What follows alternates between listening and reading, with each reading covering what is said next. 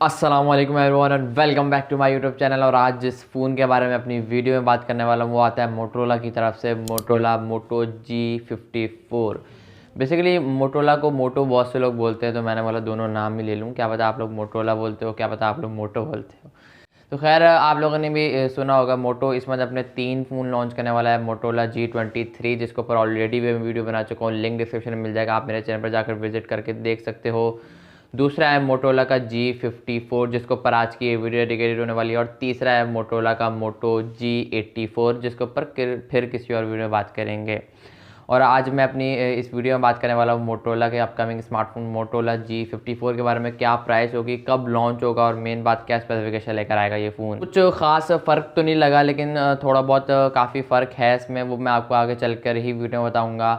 बने रहो वीडियो में एंड तक। लाइक कर देना वीडियो को, चैनल पर पहली बार तो सब्सक्राइब करके साथ ही बेल आइकन को प्रेस करना, ताकि जैसे ऐसी कोई नई वीडियो आए उसका नोटिफिकेशन सबसे पहले आप तक पहुंच जाए। हम बढ़ते हैं वीडियो की तरफ। देखो, जहाँ तक इस स्मार्टफोन के डिज़ाइन की, in hand field build quality की बात करूँ तो नो डाउट यार इस स्मार्टफोन का डिज़ाइन मोटोरोला का मोटो A23 से मिलता जुलता सेम है।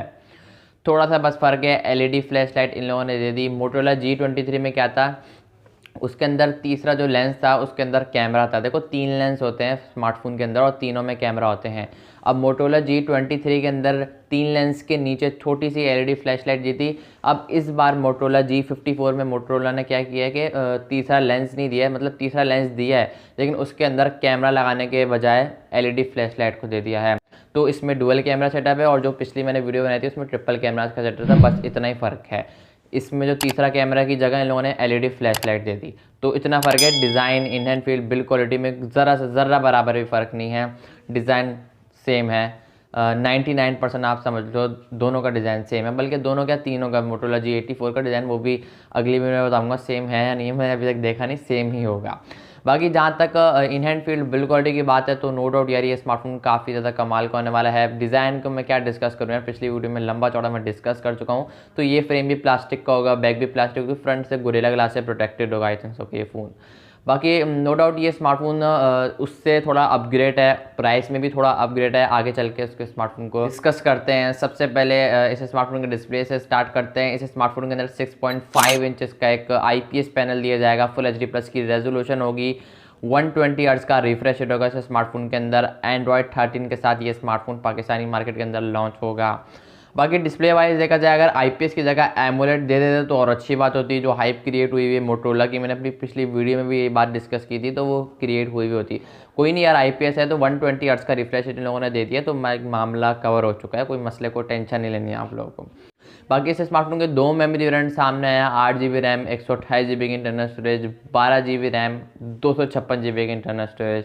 अब देखते हैं किसके साथ लॉन्च होता है। बाकी जहाँ तक इस स्मार्टफोन के डिस्प्ले वाली साइड की बात करूँ तो नो डाउट काफ़ी बेहतरीन डिस्प्ले होने वाला है। 120 हर्ट्ज का रिफ्रेश है, तो ब्राउजिंग करने में, स्क्रॉलिंग करने में आपको कोई प्रॉब्लम नहीं आएगी, कोई हैक, कोई लैग देखने को नहीं मिलेगा। नो डाउट IPS पैनल है, तो मोटोरोला की ऑप्टिमाइजेशन क्वालिटी इसकी काफ़ी बेहतरीन होती है, जिसकी वजह से इसके किट फ़ोन्स आज भी पाकिस्तानी ऑफलाइन मार्केट के अंदर काफ़ी तेज़ी से सेल हो रहे हैं। यही वजह है।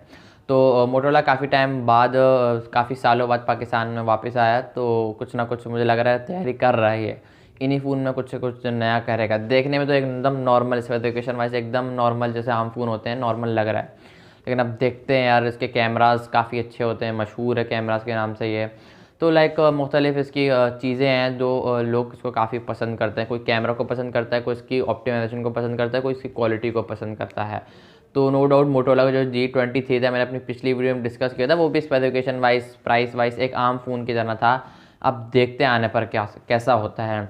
जहाँ तक इसकी परफॉर्मेंस वाले की साइड की बात है तो इस स्मार्टफोन के अंदर बड़ा अपग्रेड किया गया है। मीडियाटेक की तरफ से होने वाला है। मीडियाटेक डायमेंसिटी 720 लगाया गया है। अब उसकी बात करूँ, MediaTek Helio I think G85 लगाया हुआ था मोटोरोला के मोटो G23 में, तो ये काफ़ी बड़ा अपग्रेड किया गया है इस स्मार्टफोन के अंदर। नो डाउट परफॉर्मेंस के लिहाज से काफ़ी तगड़ा फ़ोन होने वाला है। PUBG के लिहाज से बात करूँ तो आई डोंट नो क्या ये स्पेसिफिकेशन, क्या मतलब वो कितने FPS प्रोवाइड करता है। जायरो आई थिंक हार्डवेयर बेस होगा, 40 से 60 FPS के दरमियान ही आपको PUBG में परफॉर्मेंस प्रोवाइड करेगा, लेकिन अभी मैं कंफर्म नहीं हूँ, आइडिया बता रहा हूँ अपना। बाकी जहाँ तक इस स्मार्टफोन के कैमराज वाली साइड की बात है तो बैक पर डुअल कैमराज का सेटअप है। मोटोरोला के G23 में ट्रिपल कैमराज का सेटअप था और चौथी LED फ्लैश लाइट थी।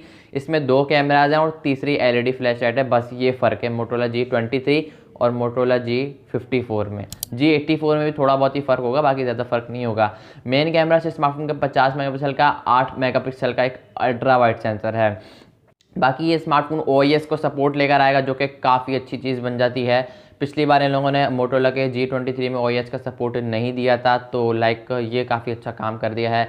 1080p 30 fps आपकी वीडियो को बैक से शूट करेगा, फ्रंट पे पंच होल है, 16 मेगापिक्सल की सेल्फी है, उससे भी आपकी वीडियो को 1080p 30 fps में वीडियो को शूट करेगा। बाकी जहाँ तक कैमरा वाली साइड की बात है, तो कैमरा अब कैसे होंगे ये ऑप्टिमाइजेशन क्वालिटी डिपेंड करती है। काफ़ी तगड़ी रखता है मोटोरोला स्टार्टिंग से ही, जब से ब्रांड आया था, मतलब पाकिस्तान में तो अभी तो वापस आया, पहले इसके किट फोन आप उठाकर देख लो तो काफ़ी बेहतरीन क्वालिटी है। बाहर से इम्पोर्ट एक्सपोर्ट होकर आते हैं, इम्पोर्ट एक्सपोर्ट जो भी आई थिंक सो कि इम्पोर्ट पाकिस्तान बाहर से इम्पोर्ट होकर आते हैं, तो काफ़ी तगड़े फ़ोन होते हैं मोटोरोला के। आप मोटोरोला एज प्लस ले लो, मोटोरोला और भी काफ़ी फ़ोन है, मोटोरोला एज प्लस, एज 2 जो भी है, तो काफ़ी तगड़े फ़ोन है, इसका आज भी काफ़ी सेल हो रहे हैं। तो लोग अब इन नए फ़ोन के ऊपर ज़्यादा ध्यान देंगे, मुझे ऐसा लगता है, क्योंकि मोटोरोला काफ़ी टाइम बाद वापस आया है। कैमरा वाली साइड की बात करूँ तो 1080p 30 fps है, 1440p 4K का ये ऑप्शन दे सकता था, सपोर्ट दे सकता था, बट अब देखते हैं आने पर इसकी क्वालिटी कैसे निकल कर आती है। ये smartphone side mounted fingerprint scanner के साथ आएगा। आखिर में बात करते हैं बैटरी की, ये स्मार्टफोन Type-C के साथ आएगा। 6000 mAh की बैटरी होगी, जिसकी वजह से बैटरी बैकअप भी आपको काफ़ी ज़्यादा देखने को मिलेगा। ये स्मार्टफोन 33 वाट की चार्जिंग लेकर आएगा, रिवर्स वायर चार्जिंग का भी इस स्मार्टफोन के अंदर सपोर्ट देखने को मिलेगा। इन्फिनिक्स बोल रहा हूँ, मोटोरोला ये क्लेम करता है कि ये हमारा smartphone 50% 30 I think 28 to 30 minute के अंदर अंदर 50% चार्ज हो जाता है 0 to 50। बाकी का 50% फिर थोड़ा टाइम लेगा। लगभग आप ये समझ लो ये स्मार्टफोन 1.25 से 1.5 घंटे के अंदर फुल चार्ज हो जाएगा। आई थिंक 1.25 घंटे के अंदर 1.5 घंटे के अंदर फुल चार्ज हो जाएगा आराम से। बाकी स्पेसिफिकेशन वाइज देखा जाए तो नो डाउट यार ये स्मार्टफोन काफ़ी ज़्यादा तगड़ा, काफ़ी कमाल का फ़ोन होने वाला है। ये स्मार्टफोन मोटोरोला ये क्लेम करता है कि हम तीनों फ़ोन मोटोरोला का ये मानना है, बल्कि ये कह रहा है भाई मोटोरोला कि हम ये तीनों फ़ोन इसी महीने लॉन्च करने जा रहे हैं। आई थिंक मोटोरोला का कहना है, पता नहीं किसका कहना है, लेकिन है, सुना है हमने बातें। तो बाकी देखते हैं ये तीनों फ़ोन इस मंथ लॉन्च होते हैं नहीं होते हैं, एक आध ऊपर नीचे भी हो सकता है, मतलब फरवरी के मंथ में भी जा सकता है, ज़रूरी नहीं सारे फ़ोन इसी मंथ में लॉन्च हो। इस स्मार्टफोन की ओवरऑल प्राइस वाली साइड की बात करूँ तो 48-49,000 के आसपास एक्सपेक्ट की जा रही है, कहीं 50-55 हज़ार भी आ रही है। तो आप ये समझ लो, जहाँ तक मुझे लगता है ये स्मार्टफोन अंडर 50,000 के आसपास लॉन्च होगा, प्राइस थोड़ी बहुत ऊपर नीचे हो सकती है। बाकी नो डाउट अगर ये स्मार्टफोन अंडर 50,000 लॉन्च होता है तो काफ़ी ज़्यादा तगड़ा फ़ोन होगा ये स्मार्टफोन, अपनी specification wise, quality wise, performance wise, तो नो डाउट यार काफ़ी तगड़ा फ़ोन होने वाला है। MediaTek Dimensity 7020 काफ़ी अच्छा प्रोसेसर है, और बाकी कैमराज भी इसके काफ़ी अच्छे होते थे। अब नहीं पता कि इतने साल बाद वापस आ रहा है, कैसे कैमराज लेकर आ रहे हैं। आई होप कि आपको आज की वीडियो पसंद आई होगी। बहुत जल्द लॉन्च होने वाला है, थोड़ा बहुत टाइम, 1 महीने के अंदर लॉन्च हो जाएगा इंशाल्लाह।